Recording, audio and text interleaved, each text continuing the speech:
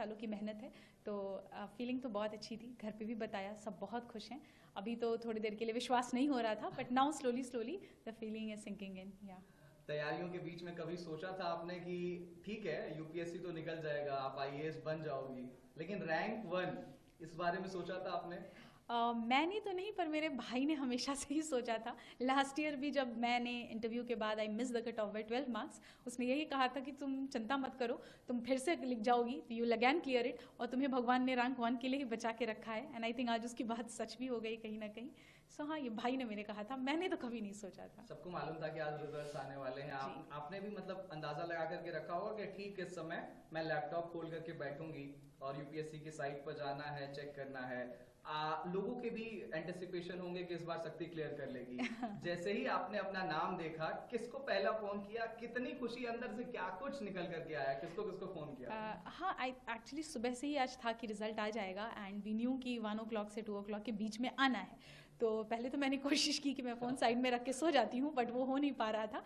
And जैसे ही result का PDF upload हुआ और मैंने डाउनलोड किया, तो मुझे सबसे पहले मैंने पापा को फ़ोन किया, पापा को बताया, उसके बाद मम्मी को फ़ोन किया। उसके बाद मुझे इंस्टीट्यूट से ही कॉल आया था, जब मैं काफ़ी घबराई हुई थी कि सर पता नहीं PDF गलत है या फेक है।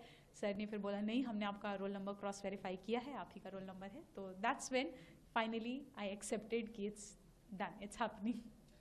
हिंदुस्तान में हर एक युवा का सपना होता है, 12वीं तक तो कम से कम होता ही है कि उसे यूपीएससी क्रैक करना है। और उत्तर प्रदेश और बिहार, आप तो उत्तर प्रदेश प्रयागराज की धरती से आती हैं। आपने इंटरव्यू के दौरान भी, जो मॉक इंटरव्यू मैंने देखा, उसमें प्रयाग से रिलेटेड क्वेश्चन पूछा गया था। तो प्रयाग को लेकर के क्या कुछ मैसेज, और उन तमाम जो एस्पिरेंट्स हैं जो आपकी तरफ आज देख रहे हैं, उनको क्या मैसेज देना चाहेंगी?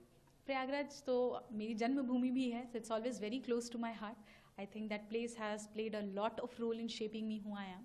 आई थिंक एस्पिरेंट्स की बात करें अगर, तो हर बच्चा आई थिंक अपने मेहनत, अपने एंड से तो पूरी कोशिश ही करता है। थोड़ी सी कमियां हैं जो अगर इंसान में रह जाती हैं, जिस वजह से मे भी हम चूक जाते हैं किसी एक पर्टिकुलर अटेम्प्ट में। What we need to do is just reflect back, क्या गलतियां हुई उस पर काम करेंगे। वरना ये हमेशा दिमाग में रखना है कि यूपीएससी सिर्फ एक एग्जाम है, it's not more than life, not anything more important than your life it is. So I think ये चीज़ें हैं जो बच्चों को अपने दिमाग में रखनी चाहिए। मम्मी पापा से बात हुई? जी हाँ, बिल्कुल, सबसे पहले उन्हीं से बात हुई। हाँ, और आज कोई मंदिर जाने की तैयारी है? ढोल नगाड़े कुछ बज रहे हैं घर पे? मंदिर तो मैं आज सुबह ही होके आई यहाँ पे, तो इसलिए हाँ, डेफिनेटली इसके बाद मैं यहाँ से निकलूंगी तो मंदिर ही जाऊंगी। अच्छा, ये आपका 5वां अटेम्प्ट था। 5 अटेम्प्ट्स, आप मतलब ये 5वां अटेम्प्ट था, 4 एग्जाम्स आपने लिखे। फेल्योर को कैसे हैंडल किया जाए, एक मैसेज?